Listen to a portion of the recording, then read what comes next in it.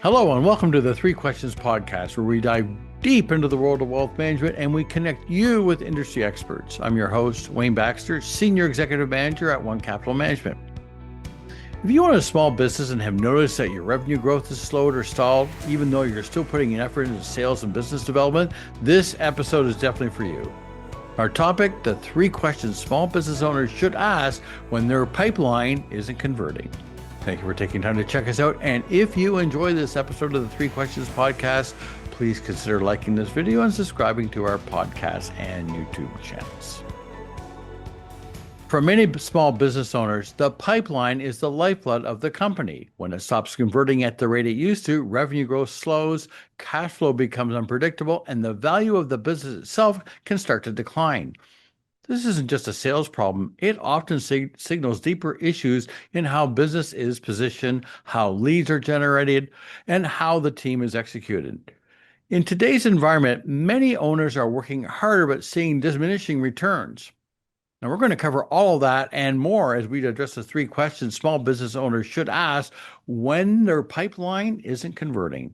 Joining us once again from Hollywood, Florida is my friend and colleague, Mary Angelica Alvarado.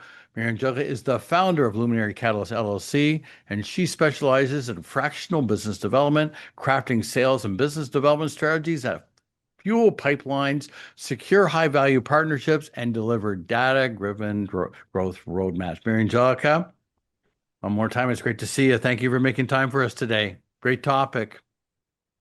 Hi, Wayne. Thank you so much for inviting me on your show. This is always a Now you're pleasure. back in your You normal that role we here, have so many.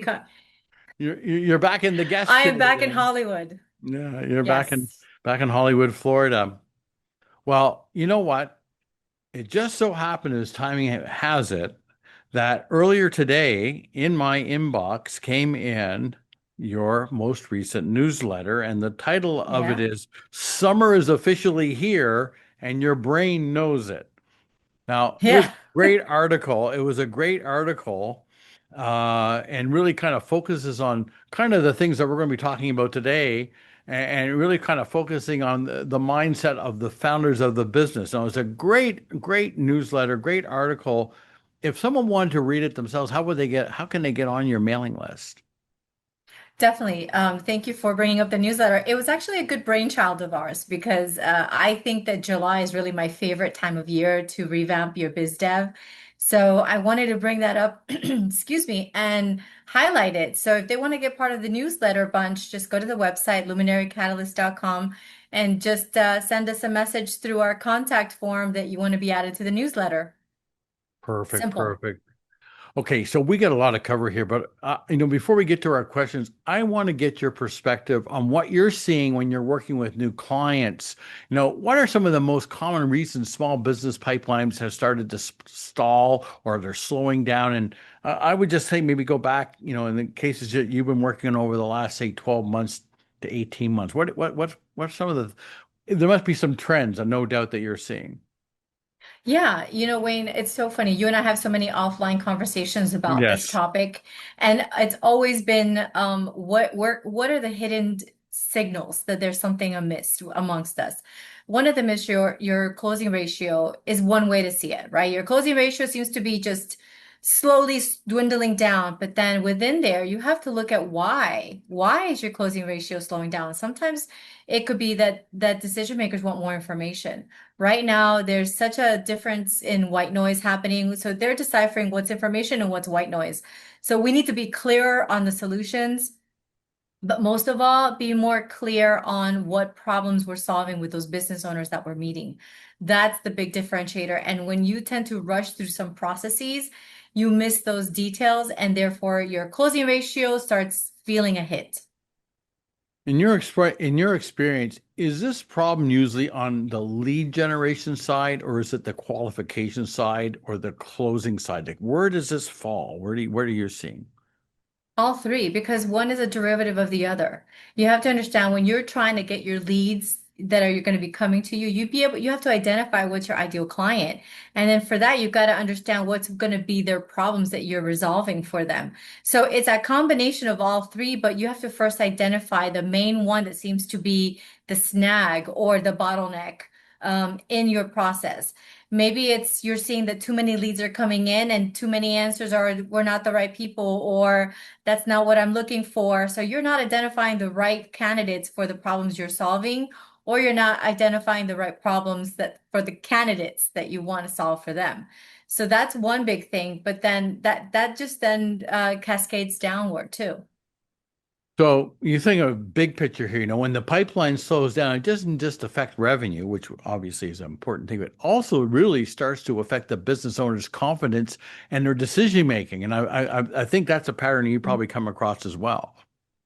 Yeah, absolutely. So you start trying to grab more, right? You start trying to like go into acquisition mode. I need more leads. I need more referral partners. I need more, more, more, more, more. But you haven't really identified what's going to happen once if you're going down the wrong path, you're not going to be able to get more of what you need. So first you have to identify what path you're on, and you could be on the wrong one from the get.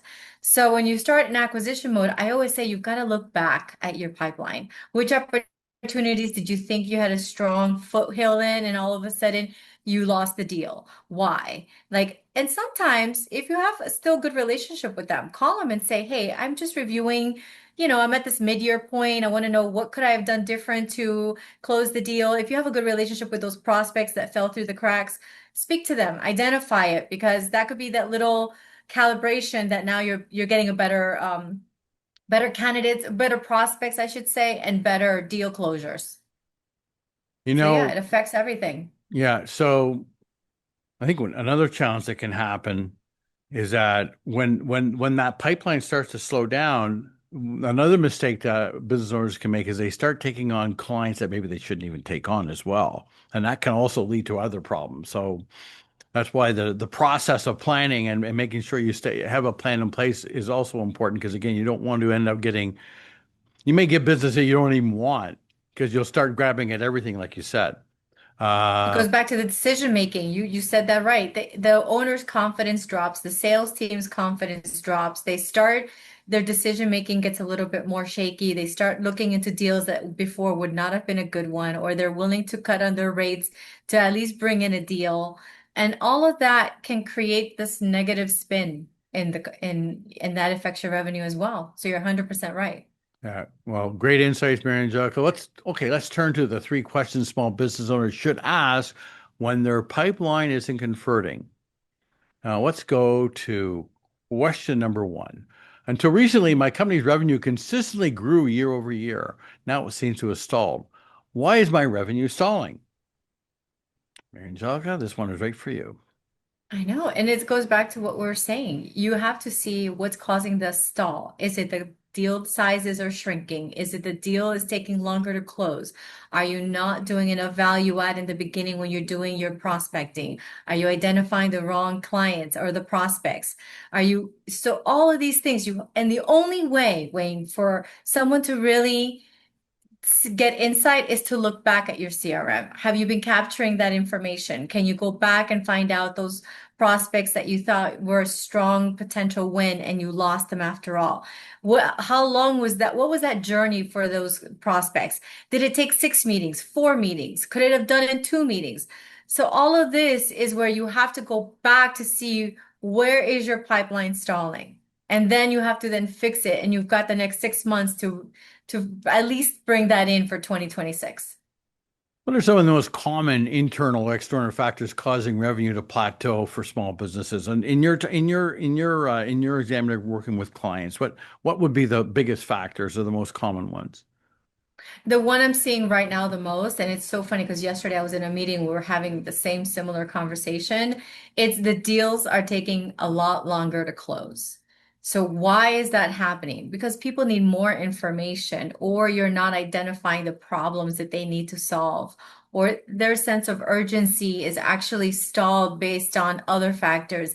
And it's up to you to really find out what are those other factors that can then unlock that solution for them. So again, they need more information. People are more skeptical, people are more finicky, people are more inquisitive now, and all of Discerning. those things.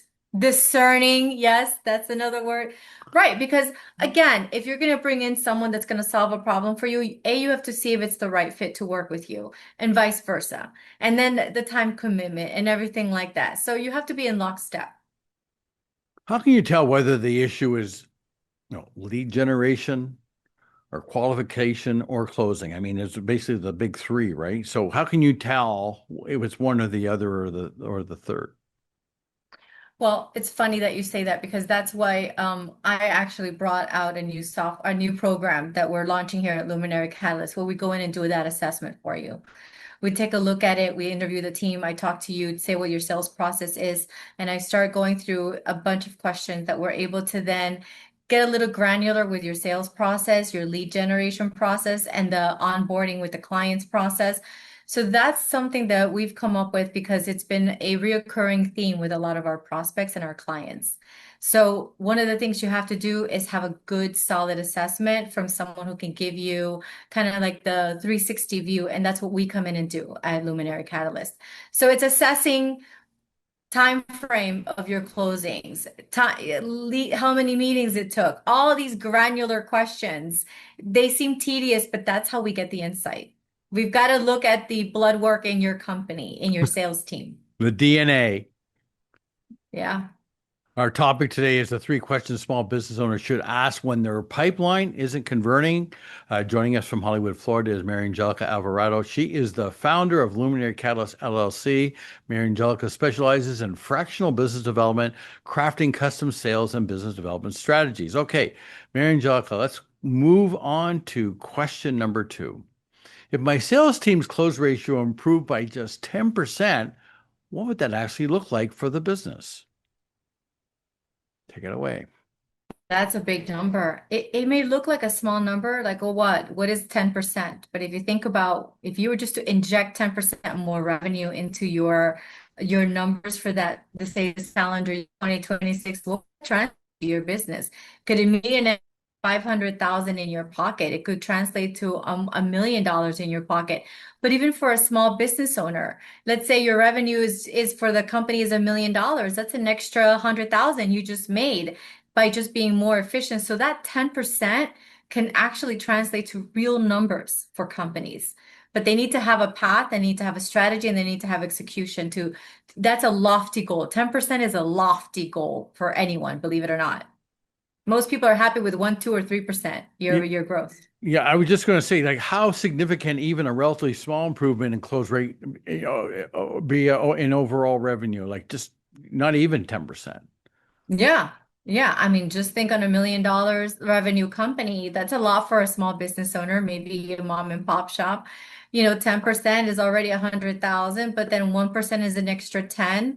That's a change for them. That could be something that they can build on, like, in the revenue space. It could really help them and boost their confidence because now they've broken through a threshold in revenue. So, what are some of the practical ways a small business owner can improve their team's close ratio without really adding more headcount? Because everybody's think the solution is just hire more people, throw more people at it. Are there other things they can do that isn't personnel related in terms of adding more people? I think it's more fine tuning, believe it or not, fine tuning what you sell your clients or what services you're providing your clients. I would always say go back to your client base and find out from them what is a touch base meeting going to look like. Use them as a think tank. Come in with questions, value added solutions that you can provide for them. All of those things can give you insight that can then get you to then target more clients like that. You want to clone your best clients.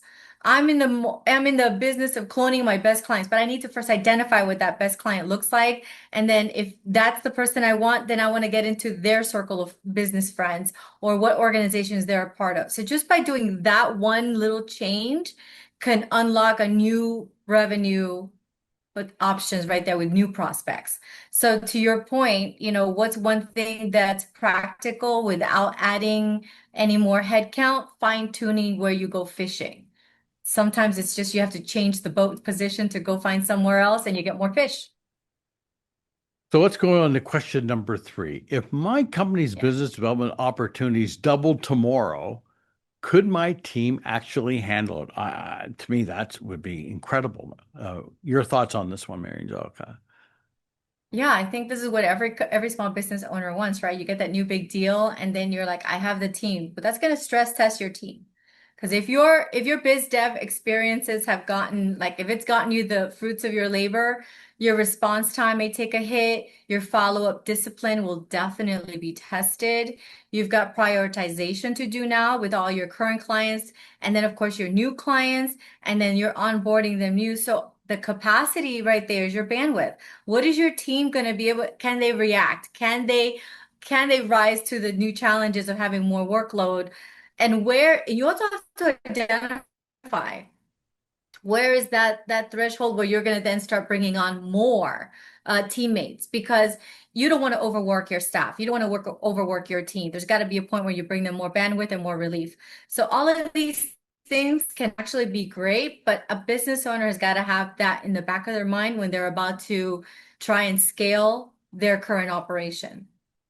What are some of the more common bottlenecks? And you talked about, personnel, but there must be some other bottlenecks that are going to appear in a company all of a sudden they have what they think is the greatest thing ever. They get just swamped with opportunities. So where does the bottlenecks usually appear, Mary Angelica? Sometimes, believe it or not, it's not having a defined path for your prospecting to client. You want to be able to have some form of engagement, some kind of follow through, because what happens is some people end the meeting without scheduling the next follow-up call. That's crazy to me. You know, are you doing those next steps? Do you have a in place of when you send out that proposal? What's the follow-up on the back end? How long do you wait? All of these things. Can you tell if someone opens up your proposal? This is the biggest one in this day and age of technology. I cannot imagine that sales organizations do not have a way to put some kind of coding on the back of their emails like CRMs do to show you when your emails have been opened. All of these things tell you what is the message, how is the message being received by your prospect. So these little things can actually help you improve and have a clearer process so you're able to get that execution right. So, And remove the bottlenecks and remove the bottlenecks. so I'm just thinking about the business owner. How can they evaluate whether or not their current team and systems can scale if the pipeline improves? In other words, do they have the right team in place? Do we have the right system in place?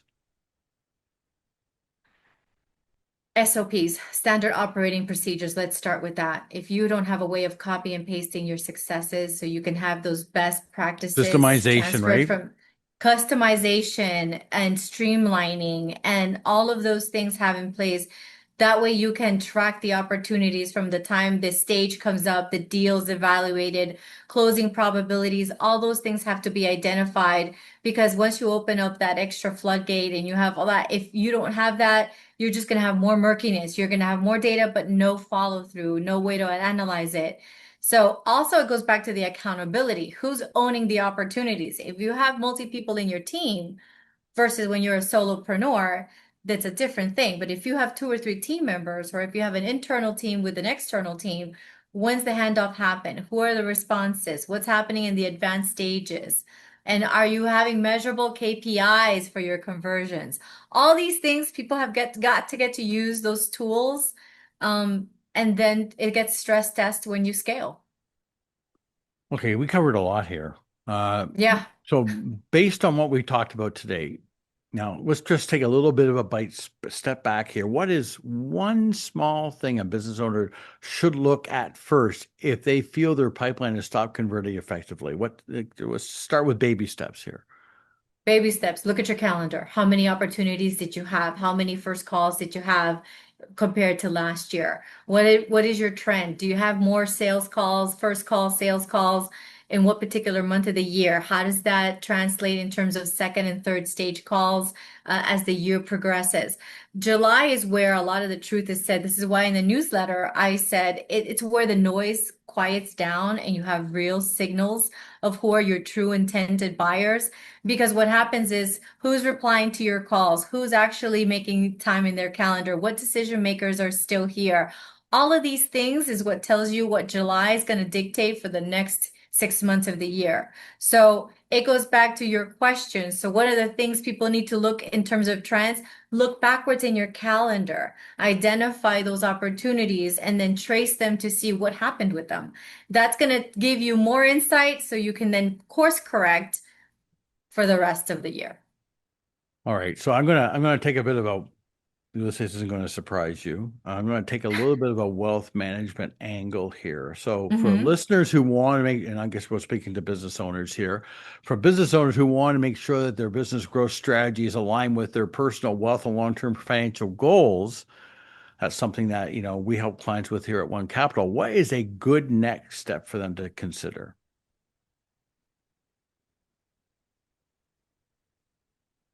That's a good question. For their identifying your The income big goals for the picture. firm.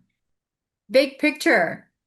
You have to make your company, you have to decide first what you want with your company. You got to sell it, scale it, keep it, all that, and extract as much for your retirement planning as you can. Like it's a best vehicle out there to create wealth and money. So again, for your wealth goals, financial goals, you got to speak to someone like you, Wayne.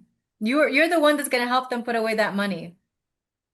One of the things that we talked about when we had you on, we had you in the studio, as for one of the last of the three podcasts we did, one of the things that I thought, well, not thought, one of the things that I suggested, and I still do, is that the idea of putting a whole team together, as opposed to working in silos. I think one of the problems that business owners have is they have so many different people talking to them.